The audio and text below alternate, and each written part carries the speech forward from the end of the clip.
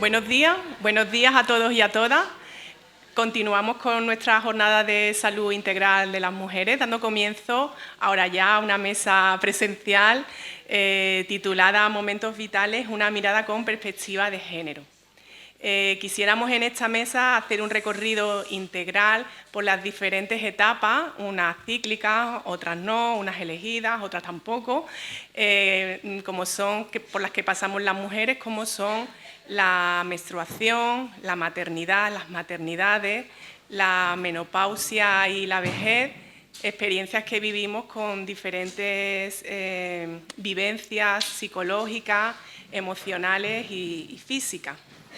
Hablaremos sobre cómo transitamos las mujeres en el ámbito sociosanitario y qué respuestas recibimos en estos ámbitos y cómo atravesamos esas etapas a veces desde los silencios, como la menstruación, desde el tabú, desde esa mirada patologizadora que a veces hay en algunas etapas, como en la menopausia, ese trato edadista que a veces recibimos las mujeres en la vejez, esos derechos a veces no reconocidos o no ejercidos, como en la etapa del parto, en el momento del parto. Sin lugar a dudas, tener una perspectiva de género, una mirada integral con perspectiva de género y un enfoque no solamente biomédico, sino biopsicosocial, es un tema crucial y fundamental en la mesa pues, que hoy nos reúne. Bueno, y lo más importante, ellas, nuestras ponentes, he de decir que se lo decía hace unos minutos, que estoy realmente emocionada de estar aquí, porque yo también soy fan de ellas tres, soy seguidora desde hace muchos años y es un placer teneros aquí. Habéis significado para mí en diferentes momentos vitales de mi vida mucho, he aprendido mucho de vosotras y es para mí un momento súper emocionante y lleno de ilusión. Bienvenidas, gracias por estar aquí y por la pasión que pusisteis y el entusiasmo que también pusisteis desde el minuto 1 que os propusimos participar en esta mesa. Es un placer teneros aquí en Dos Hermanas, en nuestra ciudad, y que tantas mujeres, alumnados, profesionales del ámbito sanitario y demás profesionales pues puedan disfrutar y aprender de vuestra dilatada experiencia y gran sabiduría. Gracias. El orden de la mesa que vamos a seguir va a ser Cristina Torrón, va a hablar, ahora la presentaré como se merecen, sobre menstruación, desde un enfoque, bueno, yo creo que la conocéis, ya la habéis visto, su obra y demás, muy creativo y muy especial y bonito.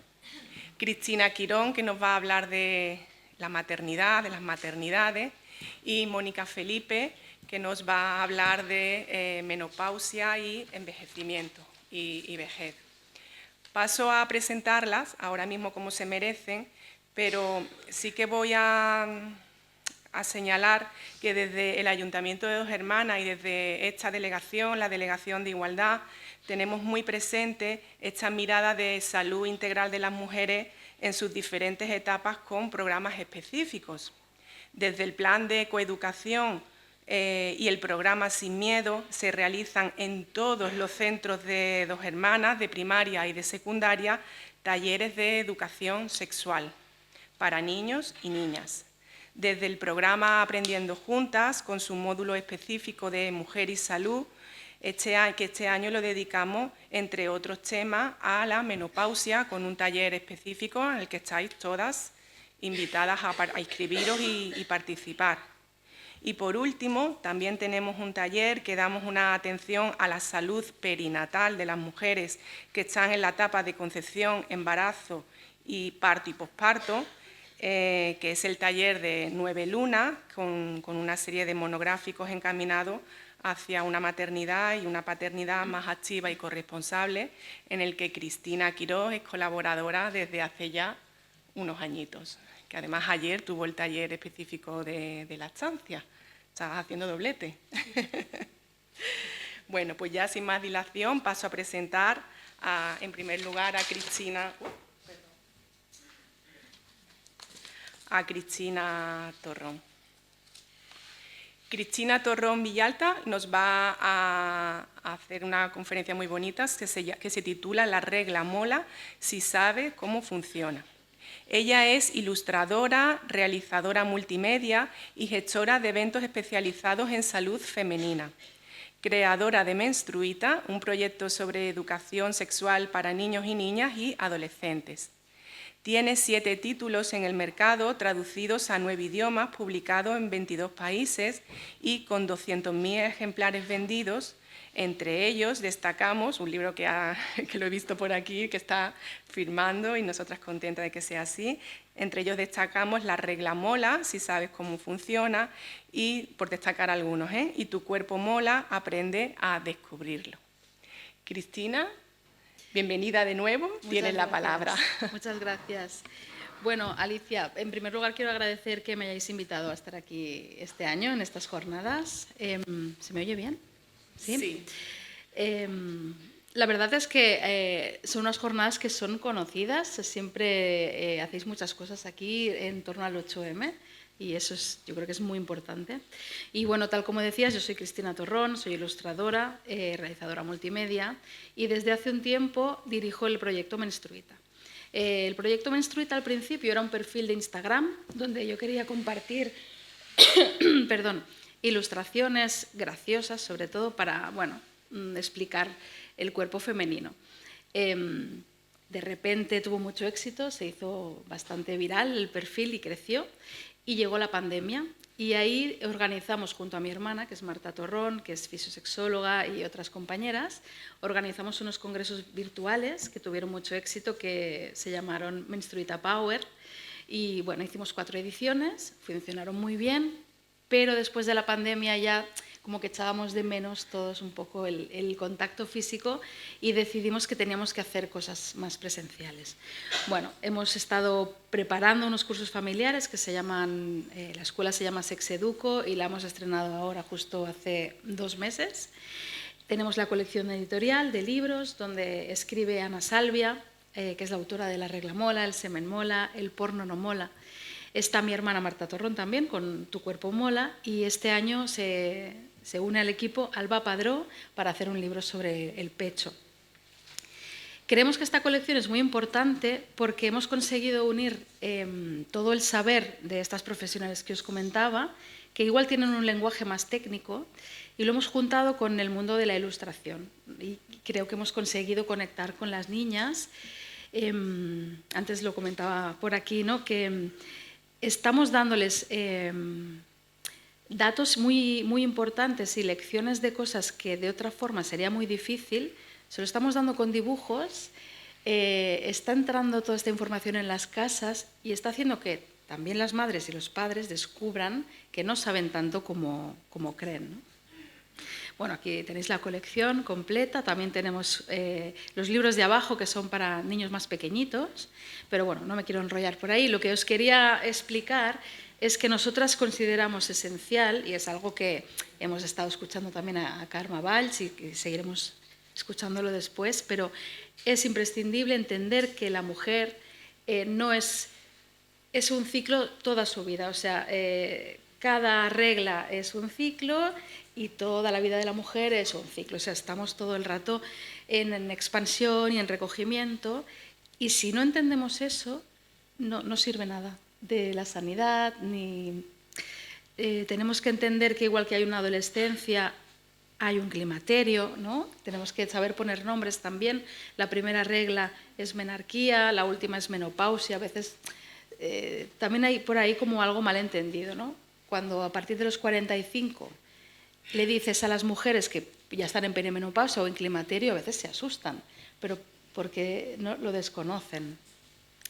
Bueno, en este gráfico, que es algo que trabajamos también en nuestros libros, pues explicamos esto, ¿no? Está la etapa de la infancia, la etapa fértil, donde estaremos todo el rato dentro de unos ciclos menstruales, y la madurez, donde ya no habrán reglas. La adolescencia es esa franja de años entre la infancia y la etapa fértil, y en un momento muy concreto está la primera regla, que es la menarquía. Después tenemos esta segunda adolescencia, ¿no? También se le puede llamar así, que son estos años entre la etapa fértil y la madurez, y ahí tendremos la menopausia.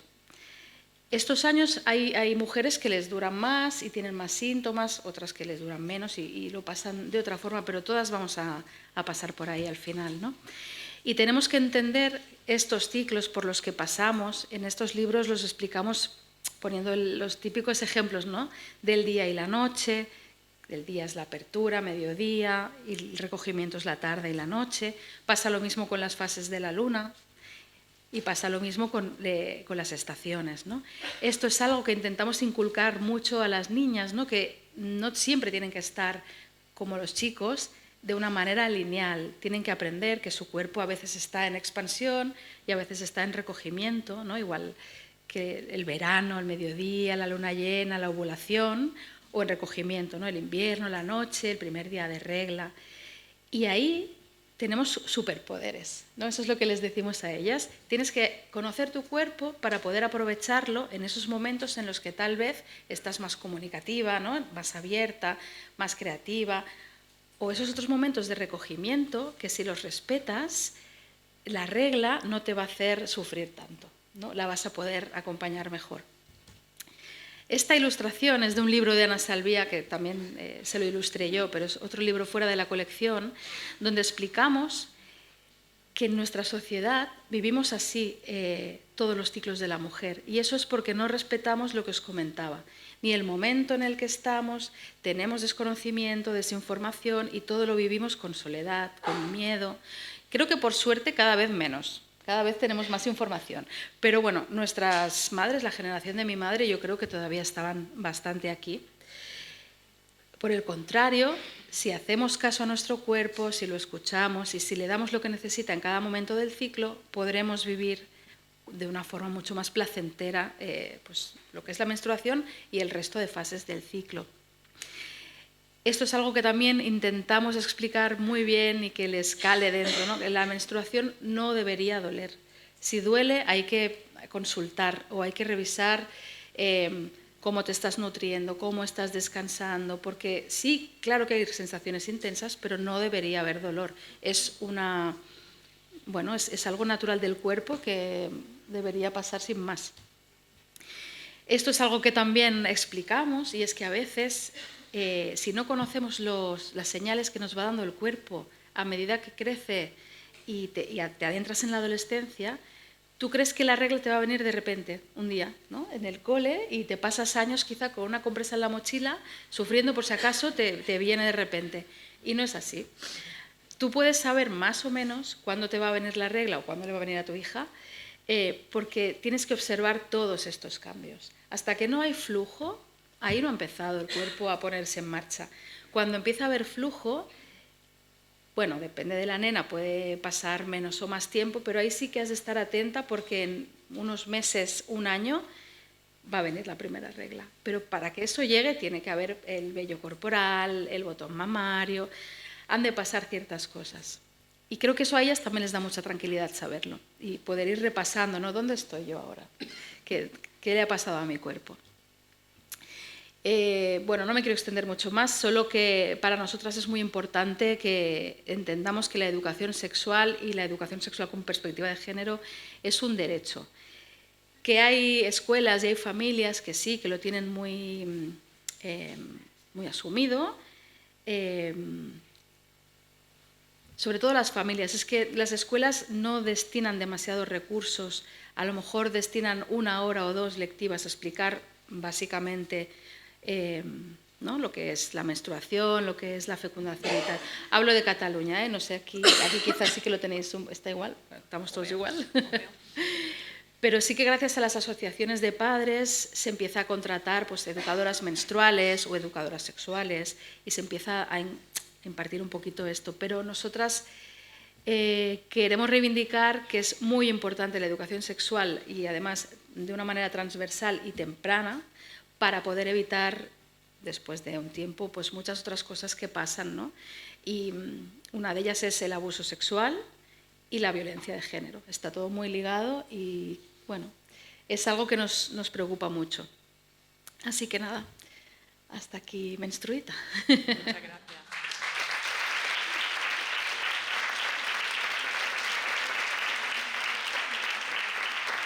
Gracias. Gracias, Cristina, y felicidades por tu obra. Es fundamental para tenerla siempre en casa. Bueno, pues paso a presentar a Cristina Quirós. Cristina Quirós Córdoba. Y ella empieza con una cita. Las mujeres embarazadas y las parturientas son fuerzas elementales, así como la gravedad, las tempestades, los terremotos y los tornados son fuerzas elementales para poder comprender las leyes de su flujo energético. Tienes que amarlas y respetarlas por su magnificencia y al mismo tiempo estudiarlas con la precisión de una verdadera científica. Ina May Gaskin. Esta frase de la gran matrona define muy bien el tipo de matrona con la que se identifica Cristina. Inició su formación como matrona, enfermera especialista en ginecología y obstetricia, a la misma vez que comenzó su camino de descubrimiento como madre. Recorrer ambos caminos a la vez no fue fácil. Caminar de forma conjunta, ambas sendas produjeron en ella una transformación como ninguna otra experiencia ha provocado. Quizá es por ello que vive con tanta vocación su trabajo. Tras el nacimiento de sus dos hijas, sintió una llamada de una forma muy profunda a acompañar a otras mujeres a lo largo de todas las etapas de su vida, en especial durante el embarazo, parto y posparto. Según Cristina, cada familia, cada mujer que le permita acompañarla en este proceso, le hace el gran regalo de ser testigo del milagro de la vida. Durante años se ha formado para ofrecer los mejores cuidados basados en la calidad asistencial, la evidencia científica, sin dejar de lado el aspecto humano, emocional y sensible que forma parte de todas las personas. Entre muchas cosas, Cristina es matrona, consultora internacional certificada en lactancia materna, educadora en masaje infantil, experta en urgencias y emergencias, experta en apoyo psicosocial al paciente, tiene formación en biomecánica del parto, acupuntura para matronas, psicología del embarazo, parto y posparto, canto carnático, etc. En la actualidad ejerce como matrona en el Hospital Universitario Nuestra Señora de Valme y es colaboradora de nuestro taller de 9 lunas. Pero sobre todo, y según dice Cristina, ella es mujer, madre, matrona, amiga e hija, vecina. Es una más que vive y pasa los mismos procesos que todas nosotras. Una persona que en el compartir todo ello con nosotras encuentra crecimiento profesional y personal. Muchas gracias. Bienvenida. Wow. Tiene la palabra, Cristina, cuando quiera.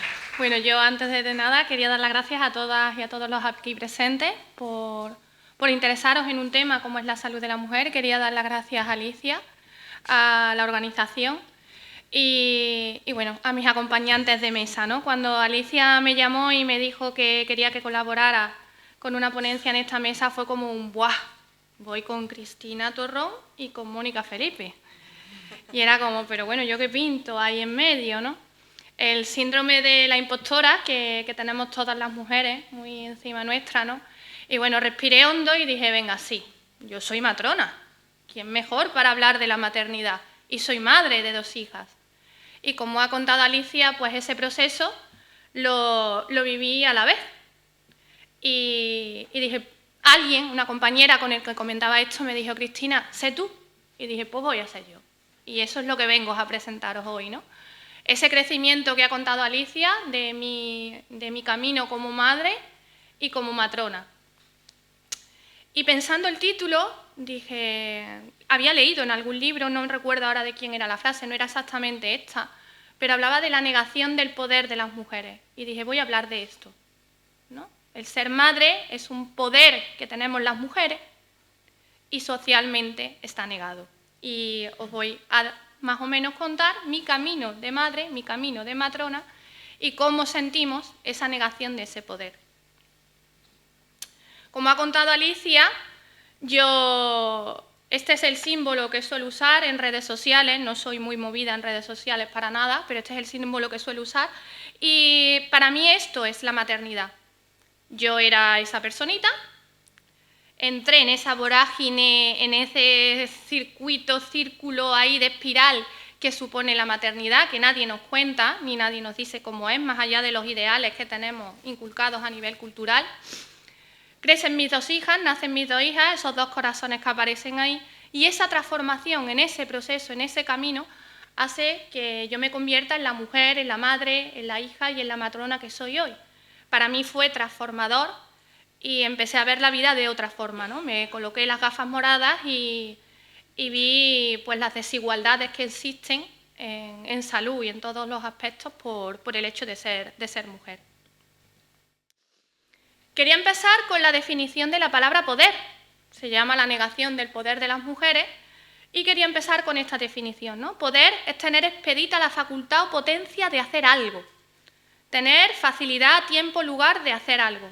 Tener más fuerza que alguien. Vencerlo cuerpo a cuerpo. Ser más fuerte. Aguantar o soportar algo. Ser posible o contingente de que suceda algo. Tener esta definición ahí, porque la veremos al final de nuevo, ¿vale? Y bueno, ¿qué es la maternidad? Yo llegué con 30 años a la especialidad de matrona, que es una especialidad de la enfermería aquí en España, en otros lugares es una carrera independiente, y llegué embarazada de 20 semanas. Antes de eso, o sea, recorrí los 2 caminos conjuntamente, antes de eso me pregunté si yo quería ser madre. La pregunta que muchas de las jóvenes que estáis aquí podéis hacer o no, ¿quiero ser? ¿Es un instinto? ¿No lo es? ¿Es el momento? ¿Con la persona adecuada? ¿Económicamente estoy bien? ¿Me apetece? Si lo retraso, ¿qué implicará? A nivel de fertilidad, de vida, de todo, ¿no? Bueno, pues todas estas preguntas son las que nos surgen a la mayoría de las mujeres en algún momento. ¿Quiero? ¿No quiero?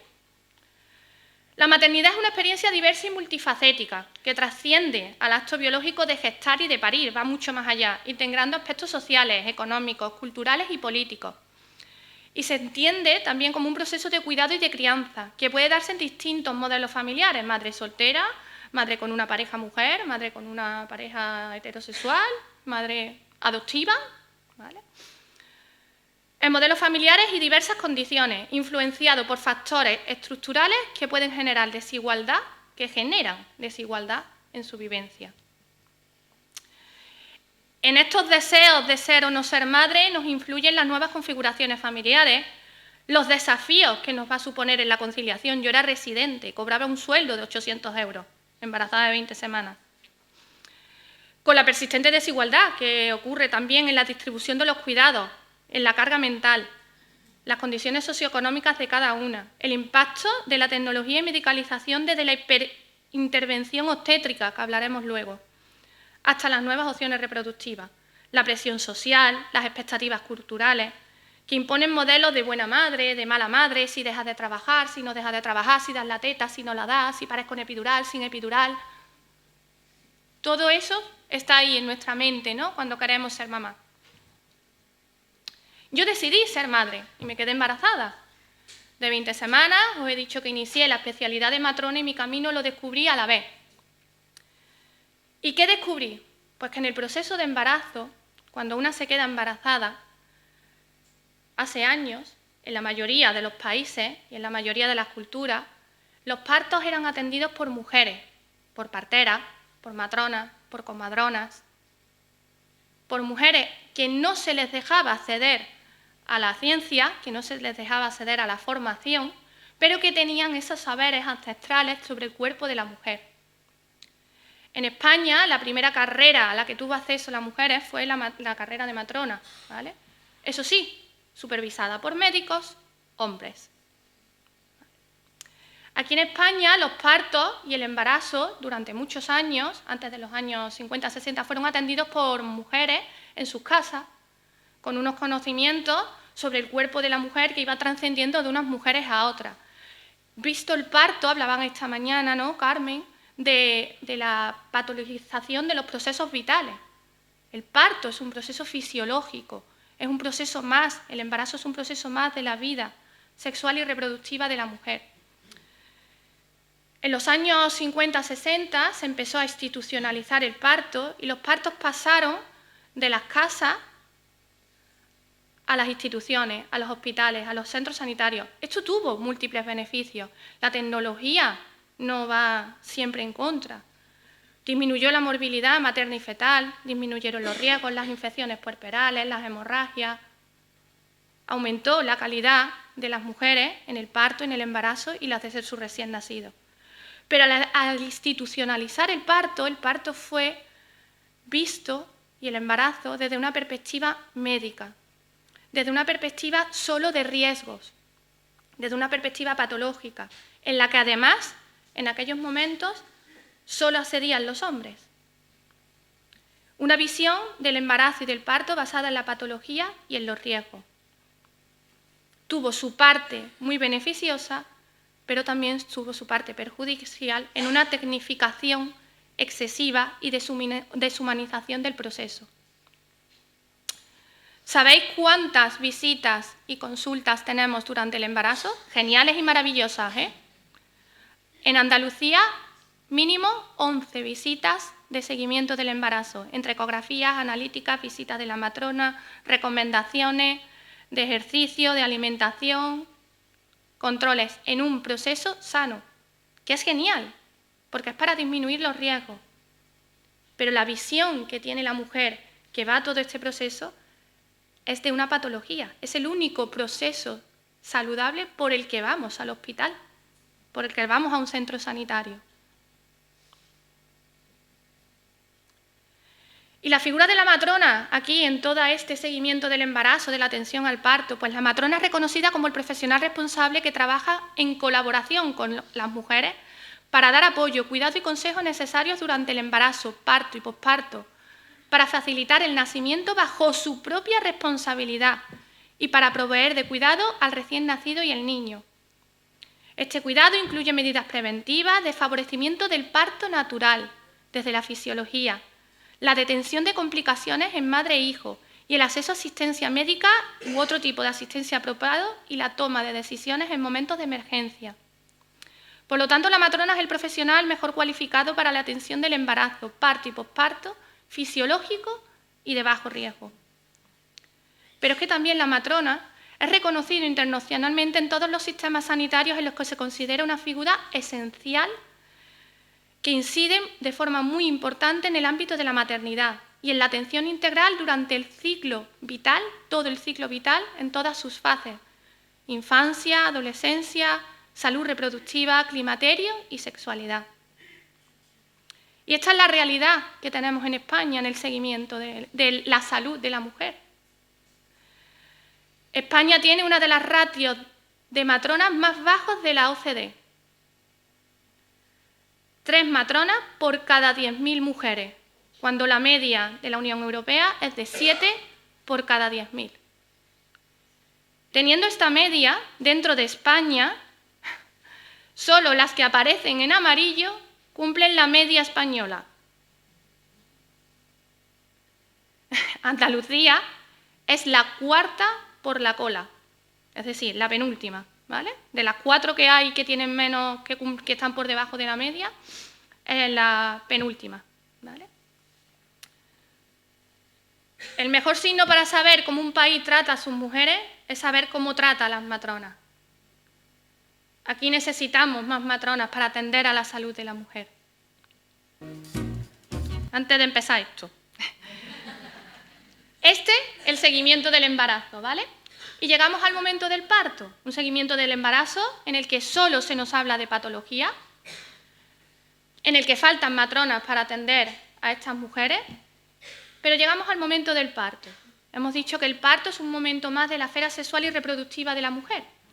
¿Qué pasa si atendemos el parto? Si atendiéramos las relaciones sexuales de las mismas formas que atendemos el parto. Y de esto va este vídeo. He sacado de una plataforma similar al Parto Nuestro, una plataforma italiana. Está en italiano, pero creo que se entiende bastante bien, ¿vale? Lo que nos representa es las relaciones sexuales tratadas como atendemos el parto. Data ultima mestruazione? Il 22, sono al 14° giorno. Bene, Entran, empiezan a hacer preguntas, invadiendo la intimidad, I tamponi vanno bene. Ecco lo spermiogramma. empiezan a tomar constantes. Pochi spermatozoi con motilità ridotta. Vabbè. Vediamo se ce la facciamo. Beh, magari se la signora è molto fertile.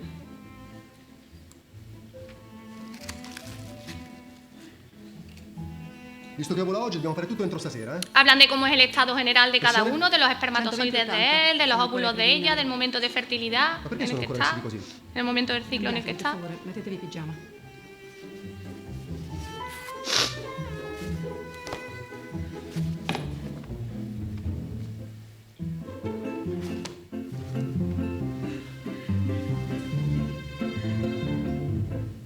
Ecco, bravi. Allora, Silvana, metta il monitoraggio, così lo teniamo sotto controllo. Temperatura? 36,3 lui e 36,9 lei. È proprio in ovulazione. Y lo monitoriza, le Ottimo, vaya a bene pasar così. algo. Allora, adesso non preoccupatevi. Il concepimento naturale è una cosa bellissima. El consumimiento L'hanno na- sempre fatto tutti. Respirate natural. bene, altrimenti diventa tutto più difficile. Fate finta che io non ci sia adesso. Y ahí mirando. El parto es igual, ¿eh? Necesita de la misma intimidad, de la misma confianza en los Ma profesionales. no, ma chi No, li ha en messi esa così? postura no. Così non va bene, eh? Su, No scenda. estás empujando Allora, bien. lei, signora, si accomodi sul lettino. Brava. Ecco, adesso apra le gambe. Brava, così. Non abbia paura. E lei Así, sopra. así sí. Venga qui. Perfetto. Ahí. Potete Y ahora procedere. yo te marco el ritmo. Ecco così. Bravo, bravo. Adesso al mio 3, eh? 1, 2, 3. Spinga! No, non ha spinto bene. Riproviamo. Al mio 3. 1, 2, 3. Spinga! No, non esca subito! Così non ce la facciamo, eh? Su, non si scoraggi. Qual è il problema? Ah, ho capito. Silvana, A ver, necesita energía, ¿eh? dia un aiutino al signore e facciamo un altro tentativo.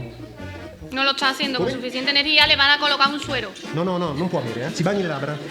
Adesso le facciamo una bella flebo, diamo un aiutino e la drettiamo un po'. La tira un po' su.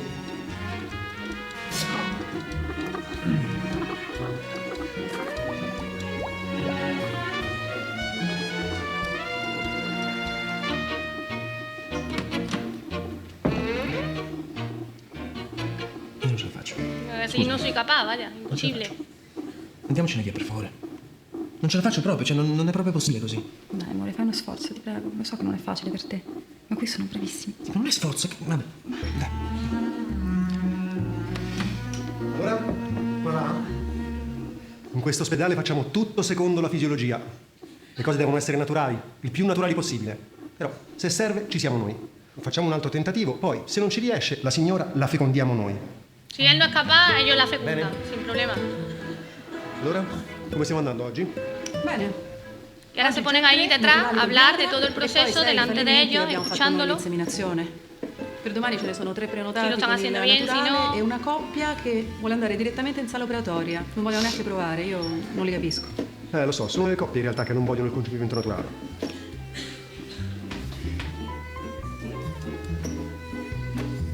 Su, siete stati bravissimi. Nada, lo habéis Avete hecho fatto súper veramente bien. il No possibile. os preocupéis. Adesso ci pensiamo noi, eh? Siamo specializzati. Ahora in ya queste nos cose. toca a nosotros que estamos Che especializados mettiamo en come esto. indicazione, dottore? Metta mancato impegno della parte presentata. No ha puesto demasiado empeño en la parte presentada. Falta de colaboración.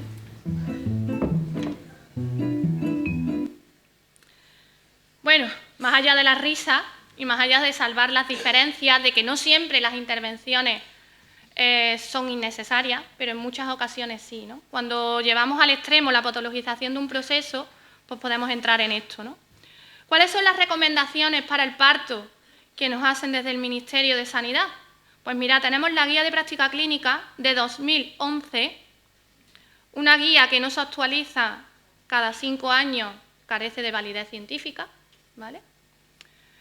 O por lo menos hay que tomarla un poco más entre comillas, pero es la que tenemos. Y dice mucho de lo que en nuestra sociedad importa la salud en el embarazo, parto y puerperio. Unas recomendaciones científicas que no se actualizan desde 2011. Sí quiero deciros que la actual evidencia científica aún refuerza más el apoyo hacia una baja intervención, siempre que sea posible, y un apoyo al parto fisiológico, ¿vale? A la naturalidad del proceso. Pero como es lo que tenemos, os planteo aquí lo que tenemos en la guía. Se recomienda que los equipos de atención al parto hospitalario estén promovidos por parte de las matronas y siempre que los partos se mantengan dentro de los límites de la normalidad.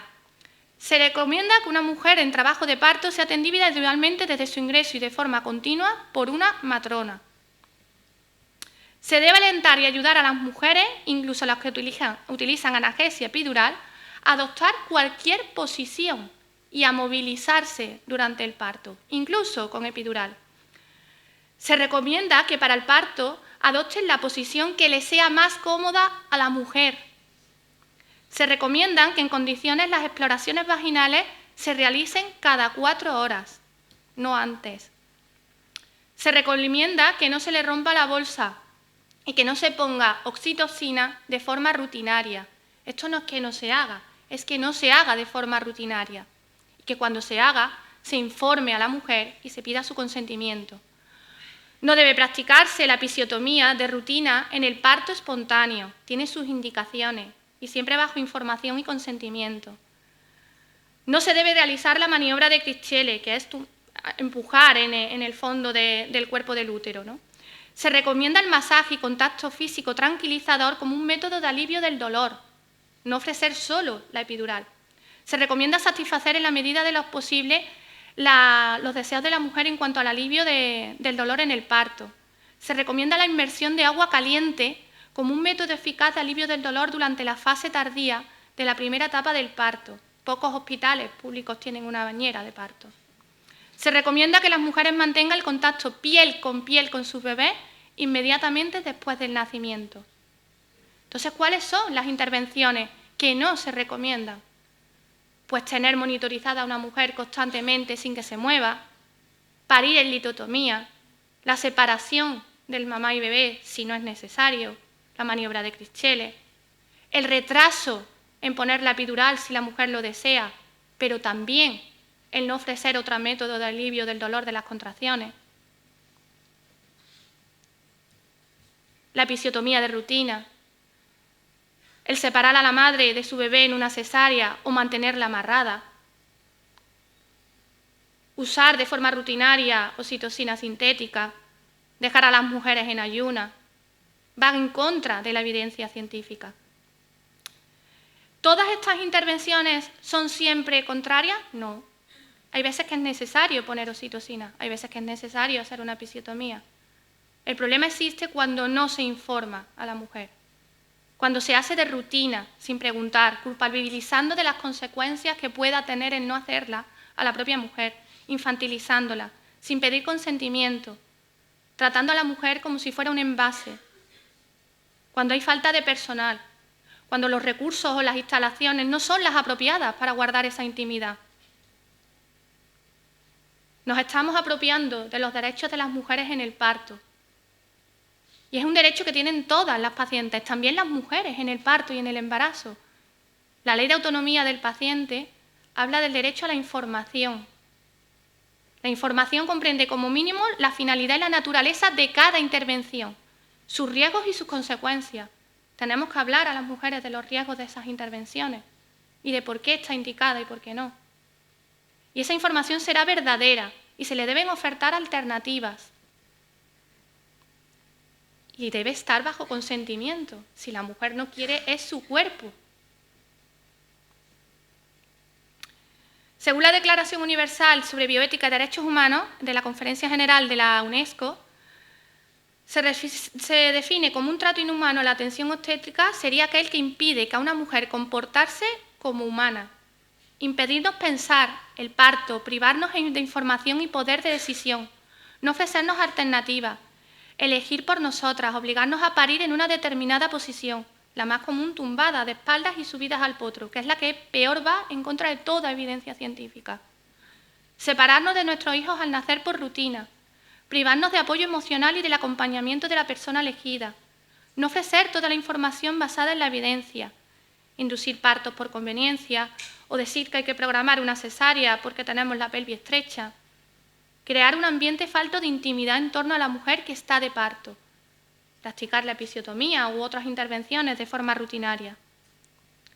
¿Y por qué sigue ocurriendo esto en nuestro sistema sanitario en muchas ocasiones?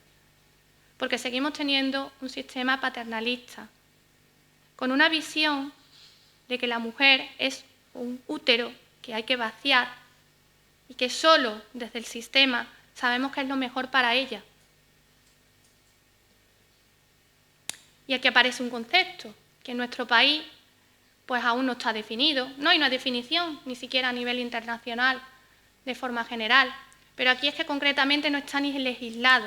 Hay mucha oposición, hay opiniones diversas. Pero la OMS ya lo ha definido, ¿no? La OMS considera la violencia obstétrica como una forma específica de violación de los derechos humanos y reproductivos de las mujeres, que se genera en el ámbito de la atención del embarazo, parto y posparto, en los servicios de salud públicos y privados, y que es producto de un entramado multifactorial donde influyen la violencia institucional y la violencia de género. Yo sé que es un concepto que escuece a muchos profesionales, a muchos compañeros, a mí misma, porque te replanteas muchas cosas que has hecho, que puedes hacer, que puedes estar haciendo. Lo que no podemos es negarla, lo que no podemos es callarnos, no escuchar a las mujeres y hacer como si esto no ocurriera. Porque es una realidad que están viviendo más del 44% de las mujeres que dan a luz en España. ¿Se trata de no usar la tecnología? No, pero usarla de forma apropiada. Ya en un extracto de un documento de la OMS desde 1985, más de 30 años, más de 40 años llevamos diciendo esto. Las recomendaciones se basan en principio de que toda mujer tiene derecho a recibir atención prenatal adecuada y que las mujeres deben desempeñar un papel central en todos los aspectos de la atención, incluida la participación en la planificación, ejecución y evaluación de la atención misma. Y que los factores sociales, emocionales y psicológicos son extremadamente importantes para una atención adecuada. El nacimiento es un fenómeno natural y es un fenómeno normal de la salud de la mujer. Pero bueno, ya hemos parido y ahora ya he sido madre. ¿Y ahora qué? La nada. Todas estas visitas médicas, todos estos controles, y aquí en Andalucía, después del parto, hay 2 visitas de la matrona, solo y exclusivamente. Y ya hemos cogido el producto que es el bebé, lo hemos sacado de tu útero y ahora tú sola. Ni más suelo pélvico, ni más estado emocional de la mujer, ni más lactancia materna, lactancia artificial, cómo estás, cómo es esa recuperación física. Solo 2 visitas y nada más. He elegido esta ilustración, que es de un libro de Laura Gutman, que habla del posparto, del puerperio, porque yo lo leí estando puérpera y yo lloraba de sentir que esta mujer me entendía. Mi trabajo final de residencia fue sobre el posparto, porque creo que es lo que más desatendido está en nuestra sanidad actualmente. Y yo me sentí así. El puerperio es invisible a los ojos de la sociedad y del sistema sanitario. Tenemos muchísima falta de apoyo en muchos aspectos físicos y emocionales de la salud mental y perinatal durante el puerperio. Pero es que también, y que me gusta destacar por mi especialidad en la lactancia, la falta de apoyo en la lactancia materna y en la crianza. Hay falta de apoyo profesional adecuado, que esté formado en lactancia materna. Falta de soporte real en recursos materiales y profesionales en el sistema sanitario. No existen consultas de lactancia materna en el servicio de salud. Hay un escaso seguimiento por falta de las matronas, porque hay falta de matronas. Presión para introducir la leche de fórmula. Si no tengo ayuda de los problemas que me surgen, ¿qué otro remedio me queda? Me dicen que dé lactancia materna 6 meses, pero las bajas maternales son de 4. Me dicen que dé lactancia materna, pero no me ofrecen un personal formado y adecuado para apoyarme en esta lactancia materna, en estas dificultades, en estas dudas. Ausencia de permisos insuficientes, condiciones laborales inadecuadas. Pero es que también la que desea dar el biberón, esa controversia entre el biberón, entre el pecho, ese sentirte culpable, haga lo que haga, des la teta, des el biberón, te incorpores a trabajar, no te incorpores. Las mujeres que desean lactancia artificial también se sienten solas. Falta de un apoyo adecuado, escasa formación sobre las recomendaciones nutricionales de las leches artificiales, información insuficiente sobre cómo preparar ese biberón, sobre cómo conservarlo de forma adecuada. Son múltiples las desigualdades que surgen durante el embarazo, posparto y durante la crianza. Tenemos que devolver el poder a las mujeres. Os dije que tuviéramos en mente la definición de poder, ¿no? Nosotros tenemos la facultad y potencia para dar la vida, para crear vida dentro de nosotras. Nos tienen que dar la facilidad, el tiempo y el lugar adecuado, porque tenemos esa fuerza, porque podemos aguantarlo, nuestro cuerpo lo lleva. En nosotros es posible la vida. Tenemos que pasar del parirás con dolor al gestarás, parirás y criarás con poder. Y no quiero ser negativa, quiero pensar, porque si no hubiera ya dejado la profesión, que estamos en camino. Estos son fotos del hospital actual donde trabajo y del que vengo, que he estado muchos años en Reina Sofía, en Córdoba. Parir en diferentes posturas, apoyo en la lactancia materna, libre movimiento, aunque haya que monitorizar de forma continua por una patología. Resultados que se dan cuando en un equipo multidisciplinar se trabaja de forma humana. Conclusiones, pues necesitamos una promoción del parto humanizado y basado en la evidencia científica. Creación de protocolos actualizados que protejan la autonomía de las mujeres. Más matronas, más salud para la mujer. Destacar el papel de las matronas en la transformación del modelo de la atención. Necesitamos formar y sensibilizar al personal de salud en estas prácticas. Creación de espacios de denuncia y mecanismos de protección. Y estrategias para empoderar a las mujeres en el embarazo, en el parto y en el posparto. Y quería terminar con una devolución del poder de la mujer. El vídeo me lo han cedido para que lo visualicéis. Aquí hay parte del personal que atendió este parto, así que le doy las gracias también por cederme su imagen, porque esto es devolver el poder a las mujeres. Tenemos la capacidad de crear y dar vida. Si estamos aquí, hoy es gracias a las mujeres. Devolvámosles el poder para que ellas mismas crean que esto es capaz y que esto tiene un valor social. Yo quiero dar las gracias a todas las mujeres que nos dejáis ser testigos, ¿no?, de este poder que tenéis, de este gran milagro, de lo creadoras de vida, ¿no?, del poder que tenéis. Así que gracias.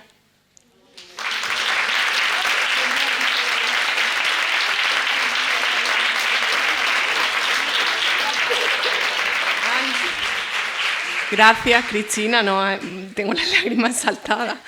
Mónica, ¿cómo te presento yo ahora? Gracias, Cristina, yo digo que son estas ponencias que te hacen suspirar, pero desde ahí coge el poder que estás nombrando, sin lugar a dudas. Gracias. Y felicidades por este síndrome de la impostora, lo has superado, porque no sé en qué momento pensaste que no debías estar aquí. Es que no cabe una mesa de salud integral de las mujeres sin que estés tú, que haya una matrona y que puedas visibilizar esas violencias, no digo invisibles, pero a veces no visibilizadas, como la violencia obstétrica que existe, está ahí, y tenemos que nombrarla porque un 44% de las mujeres no pueden estar ahí en la parte ciega como yo ya. Así que nada, felicidades, estoy más emocionada. Bueno, Mónica. Mónica Felipe Larralde nos va a hacer una conferencia también muy interesante, titulada Menopausia y envejecimiento, cambios y bienestar integral.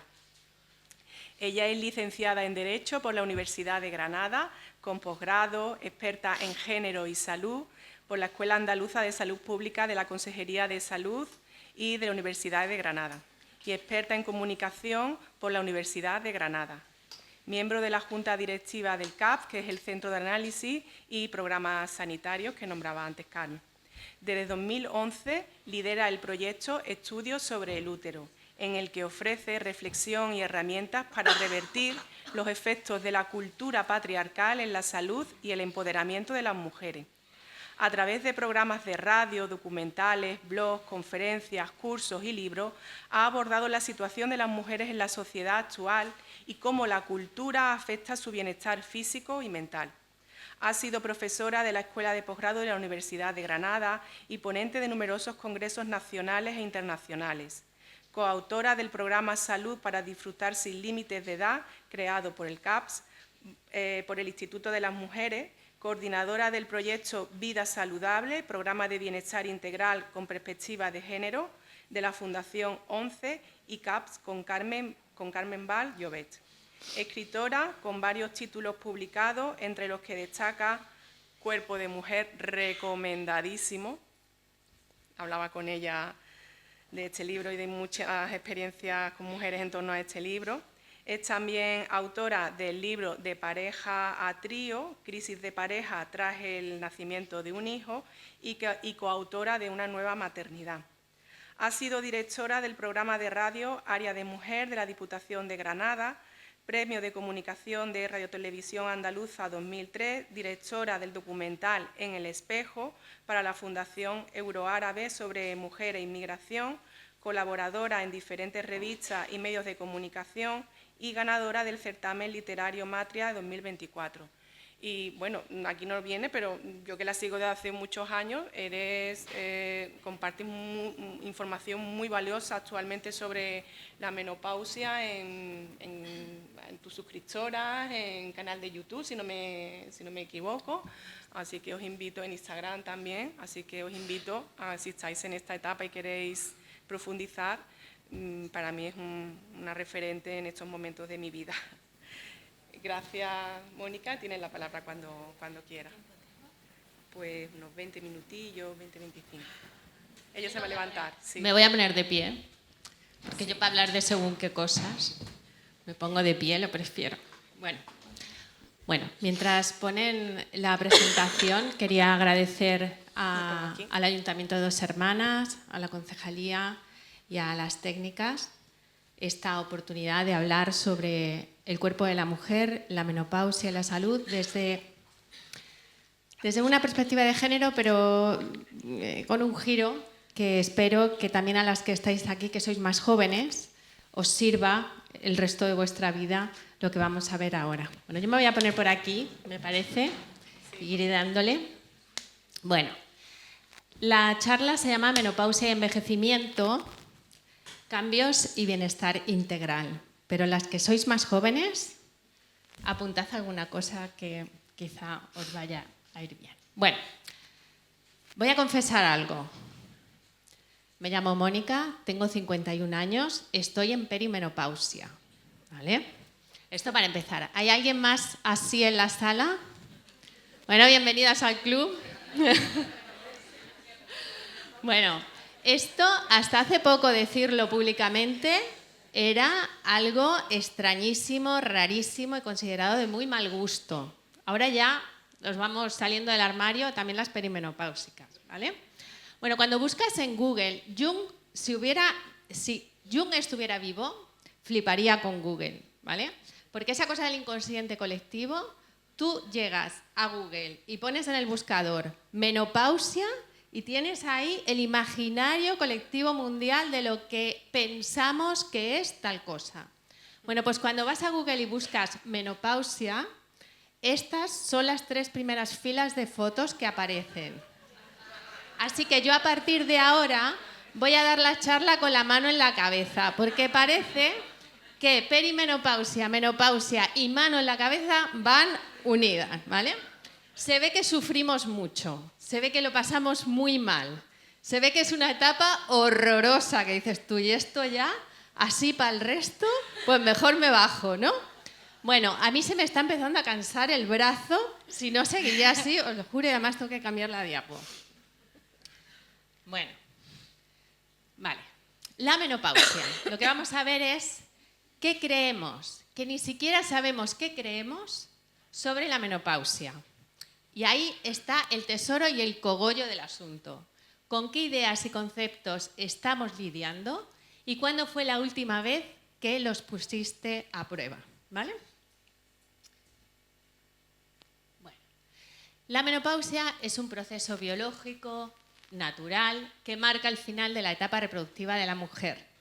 Entre los 45 y los 55 años, puede ser también un poquito antes y un poquito después, se considera que en algún momento vamos a entrar en la menopausia. Es retrospectivo, es decir, estás 12 meses sin menstruar y entonces dices, ya estoy en la menopausia.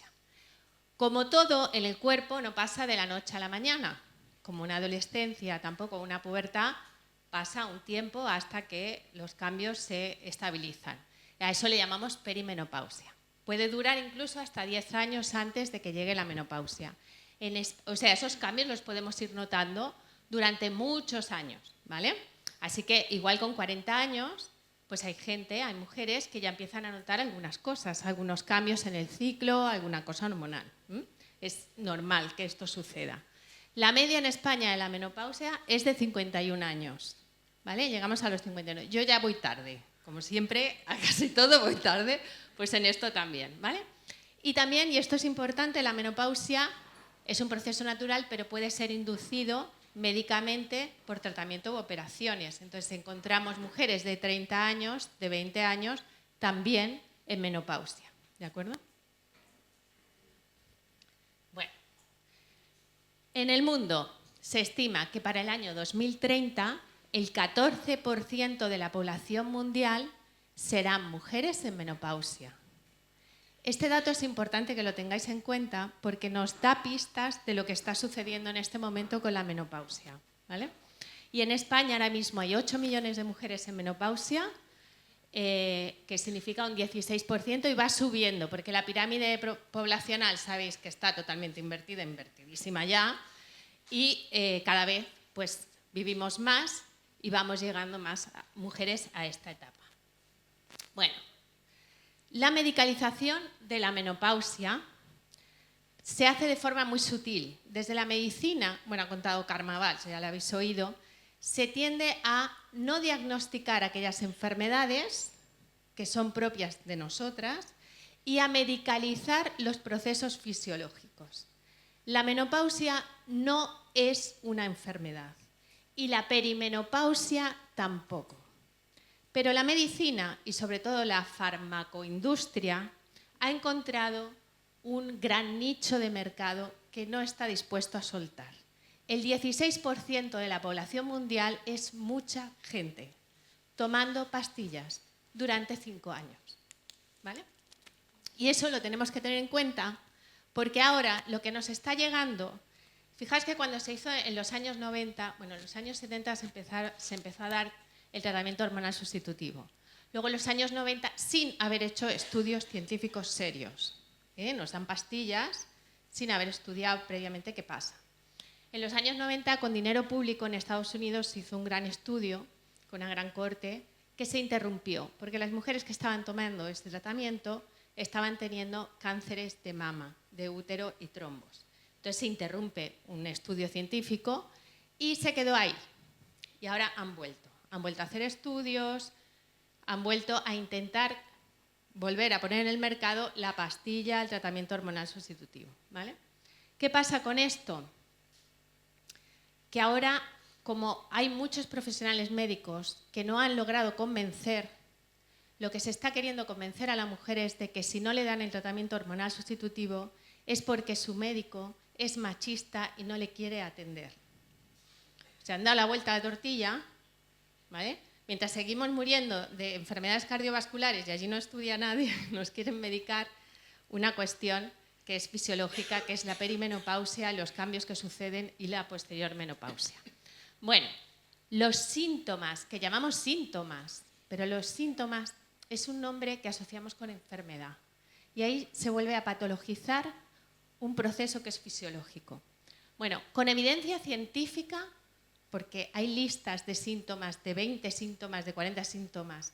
Carme Valls suele decir que la menopausia es el cajón desastre, y lo escribe junto, porque cualquier cosa que le sucede a la mujer a partir de los 45 años, directamente se le dice que tiene que ver con la menopausia, la perimenopausia, y no se mira. Estoy cansada, la menopausia, que ya te va a venir, y no se le hace un análisis de sangre a ver cómo tiene el hierro, ¿no? Por ejemplo. Bueno, entonces estos son como los síntomas que hay evidencia científica que dicen que suele pasar o que puede pasar. Ya veremos a quién.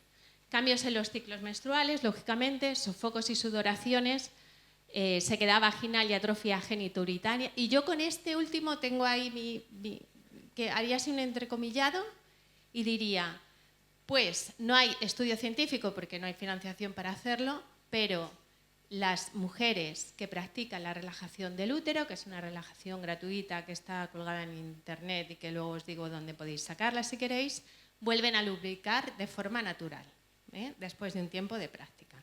¿Por qué? Porque tiene que ver también mucho con la contracción de toda la musculatura en la zona de la pelvis. Bueno, problemas de sueño, ¿vale? Esos son los que, digamos, hay evidencia científica.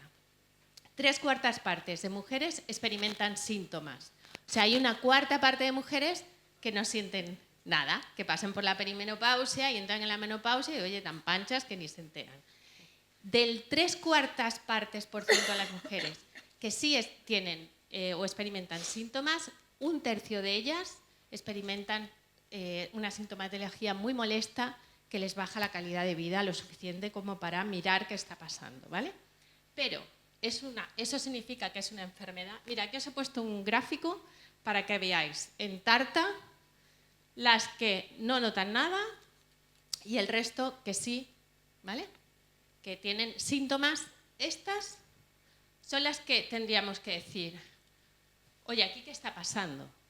¿Vale? Es un 22%. ¿Ahí qué está pasando? ¿Lo sabemos seguro que es la menopausia? ¿Puede ser otra cosa? Estas mujeres van a necesitar ayuda porque su calidad de vida se ve muy mermada. El resto ya veremos cómo lo podemos hacer. Bueno. Ay, no me he abierto la diapositiva como quería, pero esta es María, ¿vale? Y tengo unas fotos muy divertidas de María viendo cómo va avanzando la perimenopausia. Entonces, en la primera foto sale María así, con los ojos en blanco, 3 noches sin dormir. María sale de casa, ya así como agotada, pero vuelve de repente un sofoco. Y conforme van pasando las fotos, María se va despeinando, que esto es muy sintomático, ¿eh? Y María cada vez presenta como peor aspecto, más preocupada, mucho peor, hasta que encuentra la pastilla. Y entonces María sonríe y se peina otra vez, que parece que... ¿vale? Y se acabó el fin de los problemas, será este. Bueno, esta es la historia de María. María lo está pasando mal en la perimenopausia. Tiene sofocos, no duerme, está cansada, está triste, se despeina, el pelo se despeina. ¿Qué puede hacer María? ¿María está enferma o no está enferma? Esta es la cuestión, porque según pensemos qué está pasando, cada una internamente, vamos a tomar unas decisiones u otras. Bueno, Mechanic y Volkan son 2 investigadores que designaron la forma en que los síntomas son percibidos, evaluados y representados. Es lo que se llama conductas de enfermedad. Esto lo hacemos los seres humanos y algunos animales también. Es decir, si yo valoro que estoy enferma, voy a empezar a hacer una serie de cosas. Verbalización de malestar, visitas al médico, toma de medicación, permanencia en cama, o reposo, confinamiento en el domicilio, reducción del contacto social y sexual, baja laboral, etc. Si María traduce lo que le está pasando como, oh Dios mío, estoy enferma, va a empezar a hacer cosas así. Y lo que ellos descubrieron es que las personas comprometidas con las conductas de enfermedad tenían más tendencia a visitar al médico ante cuestiones físicas que no eran necesaria la visita al médico. Es decir, entran en el rol de enfermo o de enferma en este caso. Pero, sí. Bueno, ahora mirad una cosa. No sé si la habéis visto antes. Esta tabla, que no se ve muy bien. No sé si igual podéis bajar un poquito la luz, que se vea, que los colores... Bueno, yo os la explico. Esto es una gráfica muy básica de los factores determinantes de la salud. Pese a lo que podamos pensar a priori, la salud del ser humano se configura no tanto por la genética, que es lo que solemos pensar más, digamos que un 30% o un 27% tiene que ver con la herencia genética que hemos recibido, un 11% con el sistema sanitario al que tengamos acceso, un 19% lo da el entorno, es decir, si está contaminado o no, dónde me estoy moviendo, en qué sitio vivo, etc. Y el 43% de la salud, el factor determinante más importante para la salud, es el estilo de vida. ¿Vale? Entonces, el estilo de vida tiene que ver con lo que yo haga cada día. El estilo de vida tiene que ver con las decisiones que yo tomo, ¿vale? Y ahora imagina que María ha decidido que está enferma, va al médico, se recluye en casa, tiene menos contacto social, tiene menos vida sexual, ¿vale? Toma medicación, va haciendo unas cosas. Pero si María decide que no está enferma, va a hacer otras, ¿sí? Entonces, igual va a hacer búsqueda activa de información y va a meterse a ver cómo puede resolver esto. Va a tener un papel principal en la toma de decisiones, ya no la va a dejar en manos del médico, sino que ella va a tomar decisiones. Seguramente hará cambios en el estilo de vida, porque es lo que la perimenopausia nos está pidiendo, a gritos, por cierto. Y cuando se entere y se informe bien, se dará cuenta de que el estilo de vida es fundamental en ese momento vital. Entonces seguramente va a hacer más ejercicio físico. Seguramente va a incrementar el contacto social de calidad. Va a mejorar la vida sexual, porque a lo mejor lo que le pasa a María es que ya no le gusta lo que lleva haciendo 30 años con Manolo. Y a lo mejor María decide empezar a mirar dentro de sí cómo sería para ella una sexualidad válida y placentera. Y entonces María, aun en perimenopausia y menopausia, mejoraría su vida sexual. Así que habría muchos cambios. María, si decide que está enferma, va a hacer unas cosas. Si decide que no está enferma, va a hacer otras. Y de aquí a 20 años, esas decisiones que se han tomado son salud. Va a ser una María muy diferente con 70, según lo que haya decidido en ese momento. Bueno, ¿por qué esta charla se llama menopausia y envejecimiento? Por cierto, tengo que decir que yo empecé dando charlas de maternidad, luego de sexualidad y menstruación, y ahora voy ya por la menopausia y el envejecimiento, y ya las siguientes no sé qué va a ser, será como diseñe su funeral o qué sé yo. Voy así para allá, pero bueno, es lo que hay, es lo que toca, es la edad. Bueno, mirad, en esta gráfica he puesto desde 1900 la esperanza de vida de las mujeres, ¿vale? Para que veáis. Esta línea, claro, yo nací ahora las que estamos cumpliendo ahora 50, entre 45 y 55, pues nacimos sobre los 70, ¿no? Una cosa así. Entonces aquí en esta línea nos hemos puesto, estas somos nosotras, nacimos aquí, en el 70, aproximadamente, ¿vale? En los años 70. Y estamos llegando a la menopausia. Pero claro, nuestras madres nacieron, he puesto de media 25 años atrás, entonces serían como en los años 50, ¿no? Esta sería la línea de la madre y esta nuestras abuelas. Quiero que veáis que hay un concepto que asocia menopausia y envejecimiento. Y claro, cuando la mujer con 45 años empieza a entrar en la perimenopausia, lo que le viene a la cabeza es, Dios mío, voy a envejecer.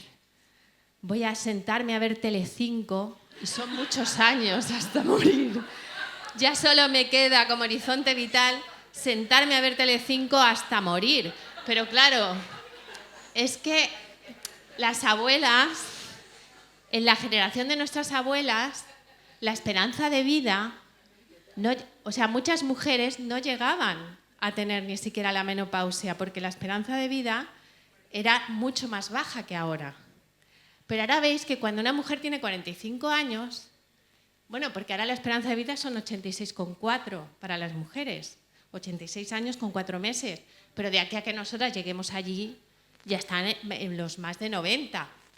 Entonces, claro, una mujer empieza a tener sofocos con 45 años y dice, Dios mío, 45 años de Telecinco, eso es... No puedo con mi vida, o sea, esto hay que llenarlo de cosas. Y hay una crisis porque vinculamos menopausia con envejecimiento. Y encima, si entras en Google y están todas así. Vamos. En fin, que he visto piadosas de Miguel Ángel con mejor aspecto que... Bueno, entonces esto es para que veáis que es que nos queda la mitad de la vida.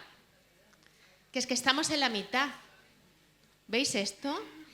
Y veis entonces la oportunidad que significa tener una mitad de la vida sin menstruar. ¿Ves el rollo? ¿Cómo cambia? ¿Verdad? Bueno, claro, las mujeres envejecemos y envejecer está tan mal visto. Es una cosa tan horrorosa porque, mira, a la mujer se le perdona algunas cosas, pocas, no nos vamos a engañar, pocas, pero que envejezcamos. Yo estoy para hacer chapas de... Yo ya creo que el próximo lema que voy a hacer de campaña va a ser tenemos derecho a envejecer. O sea, que nos dejen envejecer en paz. Porque es una cosa alucinante.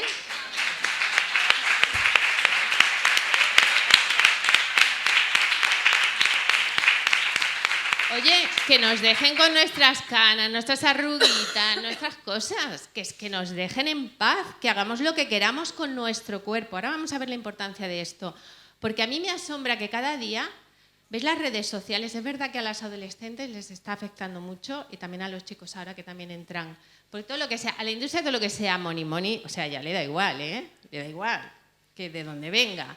Con nosotras, en fin, se esfuerza más, por decirlo de alguna manera, pero le da un poco igual. Pues que no nos dejan en paz, ni de viejas tampoco. O sea, yo antes se operaban, hay que hablar de la violencia estética. Antes se operaban las actrices, las cantantes, la gente que, ¿no? para cuya labor profesional era muy importante tener un físico, eso se pensaba. Pero es que ahora entras en Instagram y ves a las médicas influencers con los labios y el Botox y una neurocientífica ahí hablando con Botox. Y yo digo, pero un momento, ¿qué está pasando? Y no las juzgo a ellas. Lo que juzgo es la presión que recibimos las mujeres todo el tiempo, todo el rato, que ni envejecer nos dejan. Entonces, mucho cuidado con esto, porque esto no es salud. Esto es de todo menos salud para el cuerpo de la mujer. Y ahora, porque hay una reflexión que yo creo que nos tenemos que hacer y que es básica. Bueno, y es esta. Nuestro cuerpo no es un mero objeto en el mundo, sino el lugar de nuestra apertura al mundo y el vehículo de nuestro ser en él. A través de él trazamos nuestro proyecto existencial. Esto lo decía ya en 1945 Merleau-Ponty, que es un filósofo fenomenológico francés muy interesante, que tiene todo un trabajo hecho sobre el cuerpo y la función del cuerpo. A la mujer se nos enseña a ser cuerpo-objeto. Un cuerpo-objeto es aquel que recibe las impresiones del entorno, es decir, estáis escuchando mi voz, estáis viendo la diapo, hace calor, frío, o sea, tenemos sentidos en el cuerpo para que recoge la información. El cuerpo objeto recoge la información, pero es incapaz de hacer nada con ella. Solo es un receptor. El cuerpo experiencia es el cuerpo que es capaz de recibir la información del exterior, elaborar una respuesta propia y con esa respuesta modificar el medio ambiente. ¿Por qué creéis que el sistema se empeña tanto en que las mujeres vivamos en un cuerpo objeto? Y claro, yo pienso, si todas las mujeres empezáramos a vivir en cuerpos experiencia, empezáramos a recibir la información, a elaborar respuestas y a modificar con ellas el medio ambiente, ¿qué pasaría? Solo lo dejo ahí, pero yo me lo pregunto, yo me pregunto muchas cosas.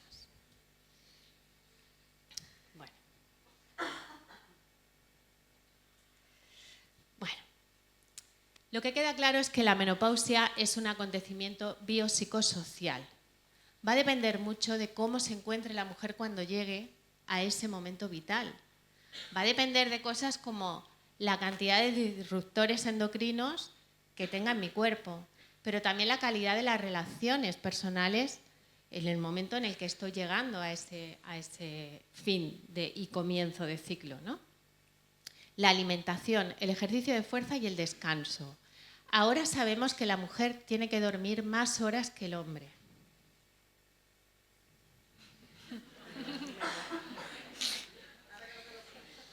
Ahora, por favor, dormid. Por favor, dormid, que es salud mental y física. Eso de las 7 horas es para ellos. La carga mental la llevamos nosotras y el cerebro necesita más tiempo de descanso porque como llevamos el mundo sobre las espaldas, necesitamos más. Esto se sabe ahora. Para una mujer, dormir entre 8 y 9 horas y en la época de la perimenopausia a veces se necesita aún más, permitíroslo. Esa cosa de las madres de ahora es el primer momento que me siento en todo el día. No. ¿Recordáis vuestras madres todo el día trajinando, todo el día haciendo cosas que nunca paraban? Bueno, las mujeres necesitamos dormir más horas. Por favor, descansad. Es salud física y mental. Necesitamos alimentarnos en perimenopausia de forma un poco diferente. Más proteínas, más grasas. Mira, llega un momento además en que las mujeres empiezan a hacer dieta. Las dietas. Yo creo que si algo pudiera prohibir, serían como las dietas, ¿no? Me parece así como una cosa espantosa que yo digo, madre mía, las dietas. O estar desnutrida por la vida sin fuerzas para hacer nada, que es que no te da es un cansancio, ¿no? O sea, nada. Ejercicio de fuerza, hay que estar fuerte, hay que tener masa muscular. También os digo una cosa, no es lo mismo afrontar la vida con un cuerpo fuerte que con un cuerpo débil. Para tomar decisiones luego de lo que sea, ¿eh? Y el autocuidado. El autocuidado, yo sé que, o sea, en Instagram y tal hay como mucho autocuidado de tómate una taza de chocolate viendo la tele con una manta, o vete a Bali, bueno, quien pueda, una semana, o vale. Eso no es autocuidado. Autocuidado es tomar las decisiones que a medio y largo plazo son buenas para ti. Autocuidado es decir no, es poner límites, es dejar relaciones que no te vienen bien, es dirigirte hacia aquello que quieras en tu vida, eso es autocuidado. Lo otro es Mr. Wonderful, pero no sirve para salud sirve esto, ¿vale? Y aprender a meditar, relajación y la conexión cuerpo-mente. No solo porque el nivel de cortisol que se tenga en el cuerpo también va a afectar mucho el periodo de perimenopausia y menopausia, sino porque cuando meditamos podemos distanciarnos de nuestros pensamientos. La identidad que el sistema nos da a las mujeres es lamentable. No tiene nada que ver con la potencia interior que tú tienes dentro y lo sabes. Pero los pensamientos, todo eso que nos han hecho creer, lo de la mano en la cabeza, sufriente, nos lo tenemos que desactivar del cerebro de alguna manera.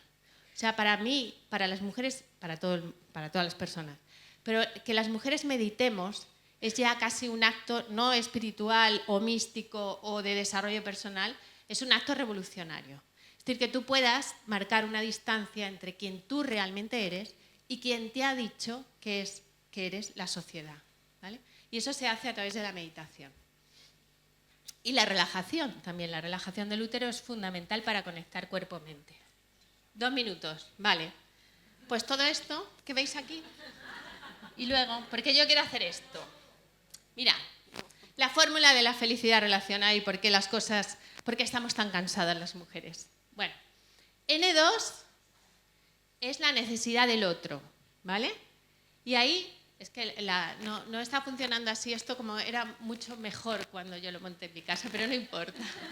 Bueno, y la X siempre es como una incógnita. ¿Cómo me relaciono con los demás? ¿Vale? Está la necesidad del otro y está la solución del problema. Y ahí hay una X. Y la resolución de la X es el N1, que es mi necesidad. Cuando yo voy a tomar la solución o voy a tomar una decisión para resolver algo en la que la necesidad del otro está implicada, tengo también que implicar mi propia necesidad en esa toma de decisión. ¿Me estoy explicando bien? Sí. Vale. Porque nos han enseñado a que nuestra necesidad no esté. Entonces, cuando no está, la necesidad del otro es la solución. Para el otro. ¿Qué decir? Porque para nosotras no. Pero, ¿lo veis? Entonces, lo que te pasa a ti es importante, lo que nos pasa a nosotras es importante y tú eres importante. Y ahora vamos a hacer algo, como tenemos 2 minutos, ya vamos a terminar, pero vamos a terminar a lo grande. Vamos a decir todas, ¿vale? Todas, a la vez. Lo que me pasa es importante, yo soy importante, yo importo en voz alta. Todo el teatro juntas, ¿vale? ¿Lo hacemos? ¿Probamos? Venga. 1, 2 y 3. Lo que me pasa es importante. Yo soy importante, yo importo. ¿Qué tal?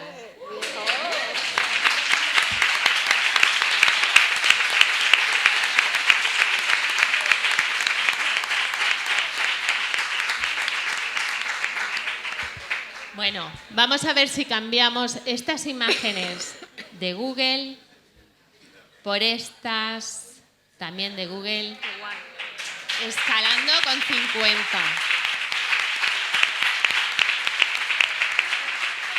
No las he puesto para presumir de amiga, que podría, pero las he puesto porque cuando tenía 50 años volví a escalar, llevaba muchos años sin escalar a raíz del COVID y tal, y cuando llegué arriba de la vía había una señora de 70 años escalando en la vía y le agradecí infinitamente que me haya abierto la mente a la posibilidad de que con 70 años se puede seguir escalando. Nos faltan modelos, nos faltan referentes y queremos cambiar las imágenes de Google.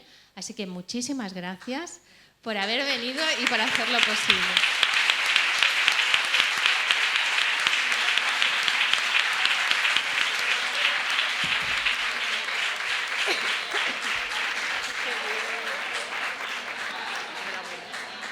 Gracias, Mónica. Gracias, Mónica, por cambiarnos las imágenes de Google a nivel físico y a nivel emocional.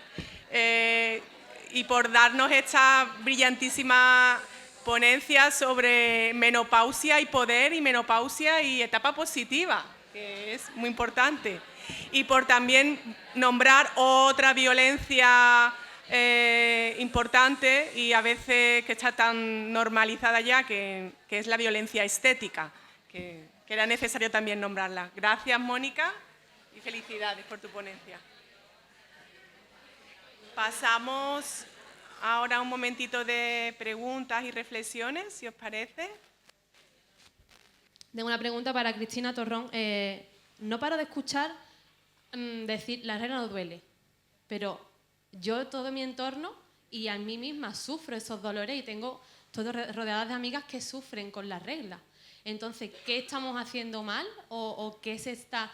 Y después, duele la regla, tómate el anticonceptivo, así no te va a doler. Pero te están anulando la ovulación. Entonces, ¿qué podemos hacer para que no duela? Bueno, gracias. Yo no tengo ninguna formación en medicina, o sea, yo te voy a responder por lo que he ido aprendiendo estos años y yo he ido aplicando en mí misma también. Mira, en nuestro cuerpo cuando necesita algo, cuando necesita hacer pipí, hacer caca, comer, se manifiesta con malestar, ¿no? Hasta que tú resuelves eso y entonces ya tienes placer. La regla es lo mismo. Para expulsar la regla, el útero tiene que contraerse, ¿no? Entonces, eso es una sensación fuerte. También los ciclos tienen que ir cogiendo su ritmo, por eso cuando eres jovencita tienes más molestias que cuando ya llevas unos años, ¿no? Pero piensa que es que nos obligan a seguir el ritmo lineal de la sociedad productiva, de un hombre, y nuestro cuerpo, por eso insistía tanto, es cíclico. Entonces, al no poder seguir lo que nos está pidiendo el cuerpo, muchas veces acabamos sintiendo dolor. También dicen, yo no sé si soy muy partidaria de esto, porque esto para mí es como un poco más místico, ¿no? Pero es como que hay gente que dice que el cuerpo va como acumulándose de todo ese mes y en la regla, pues según has pasado ese mes, estás peor o estás mejor. Bueno, yo creo que todo se podría solucionar si nosotras pudiéramos seguir lo que nos pide el cuerpo, descansar, nutrirnos bien, también ser conscientes de que nos alimentamos de una manera que nos inflama y eso al final ya de por sí está inflamado. O sea,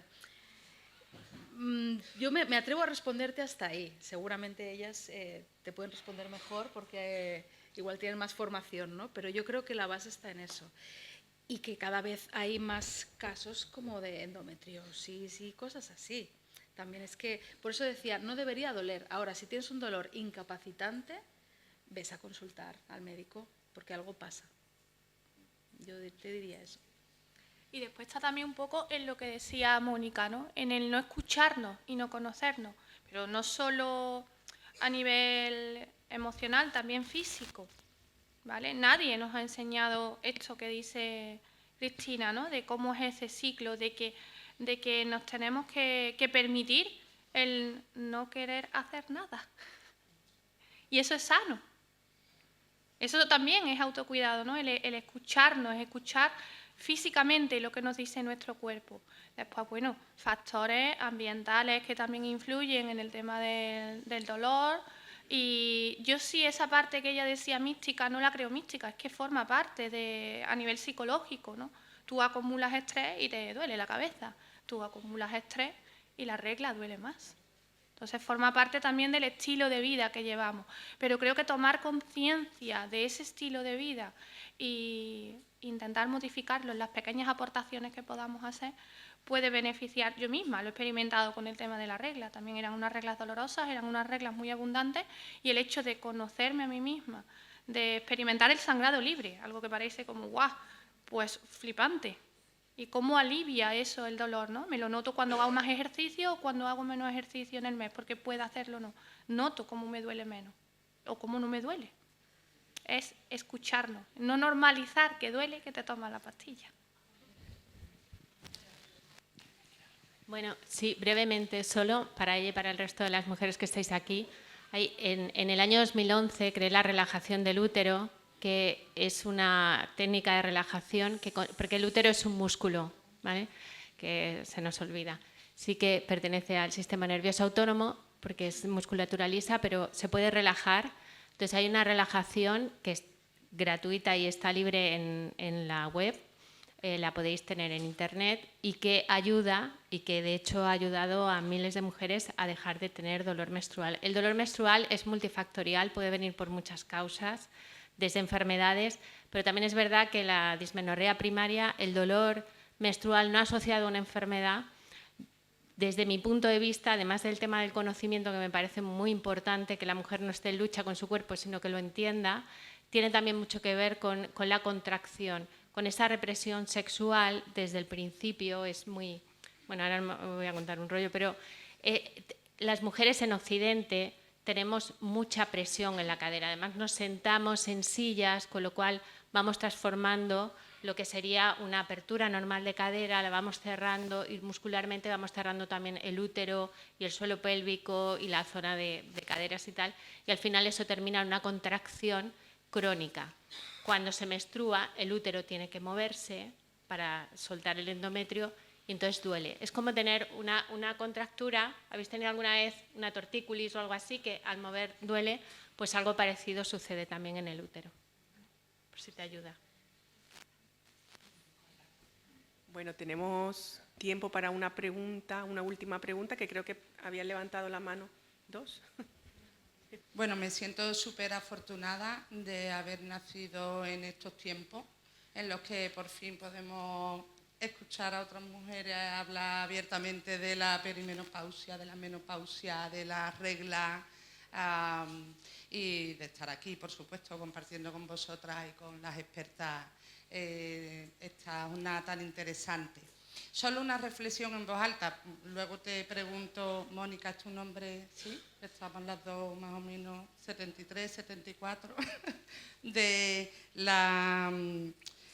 lo que has comentado de la relajación del útero, porque Internet es muy grande, YouTube también, yo me pierdo en ello, si luego puedes dar en concreto, ya te buscaré. Y una reflexión en voz alta, hablamos de esto, qué bien que por fin damos este paso, y creo que hay un tema también que he hecho en falta a veces, que se habló mucho en los años 80 cuando se luchó por el aborto, y en los espacios en los que se interrumpe de manera voluntaria el embarazo. Está todavía súper oculto. Aquí hay un rollo con el tema este de la religión, en fin, que huele aún a trastienda, ¿no? Y bueno, pues, no sé, se me venía, ¿no?, aquí en la jornada esta reflexión en voz alta sobre también hacer amables esos espacios, naturalizarlos, bueno, pues eso, dedicarle también el cariño y la información a ese momento en el que la mujer muchas veces nos hemos visto y, bueno, no sé cómo está ahora, pero en mi época era horrible, vamos, mis experiencias han sido desastrosas, desagradables y bueno, pues así puedo compartir un poco también esta parte de nuestra sexualidad que está ahí y de la que seguimos sin hablar, ¿no? Y gracias, ¿eh?